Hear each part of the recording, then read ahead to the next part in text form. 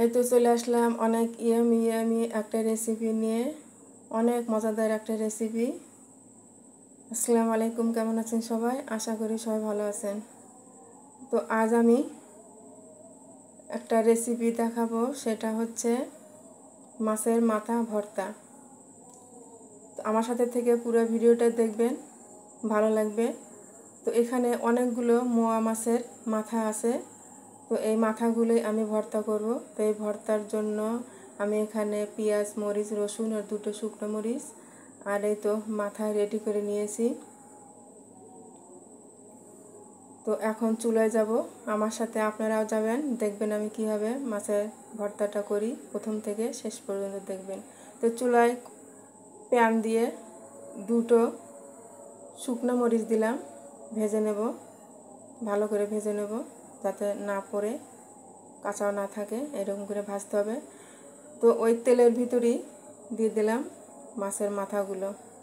তো এখানে আমি একটু তেল ইউজ করব না, এখন দিয়ে দিলাম অল্প একটু লবণ। এখন দিয়ে দেব মশলাগুলো, কাঁচামরিচ, পেঁয়াজ আর রসুন। এই মাছ ভর্তাতে রসুন লাগে, অনেক রসুন লাগে, একটু বেশি রসুন দিতে হয়। তো ভালো করে ভেজে নেব, আবার একটু তেল দিয়ে দিলাম। তো ভালো করে নেড়ে দেব।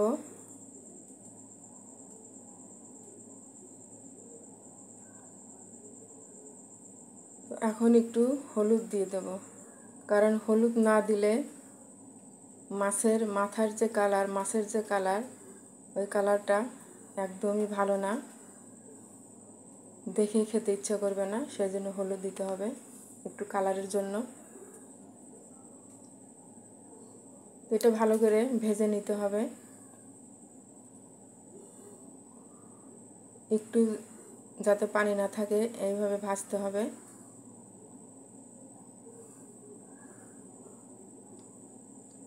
তো আবারও একটু লবণ দিলাম, লবণটা একদমই কম হয়েছিল। তো ভর্তাটা খুবই মজাদার একটা ভর্তা, খুবই মজাদার।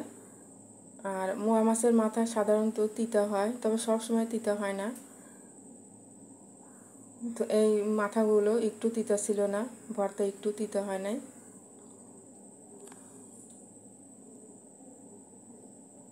তো ভিডিওটি ভালো লাগলে লাইক কমেন্ট করবেন, দেখে কমেন্ট করবেন, না দেখে কমেন্ট করবেন না।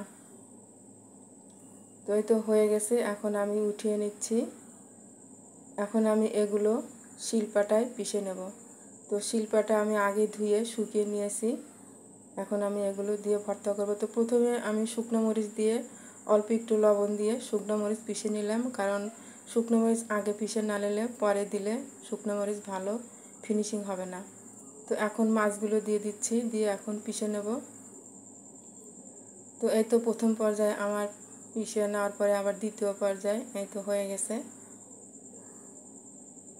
আমার ভর্তাটা হয়ে গেছে।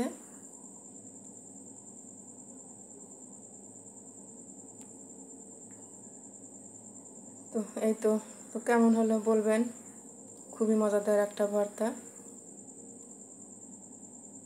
তাছাড়া মাছের মাথায় তো প্রচুর পরিমাণে ভিটামিন এ থাকে, এটা চোখের জন্য খুবই ভালো।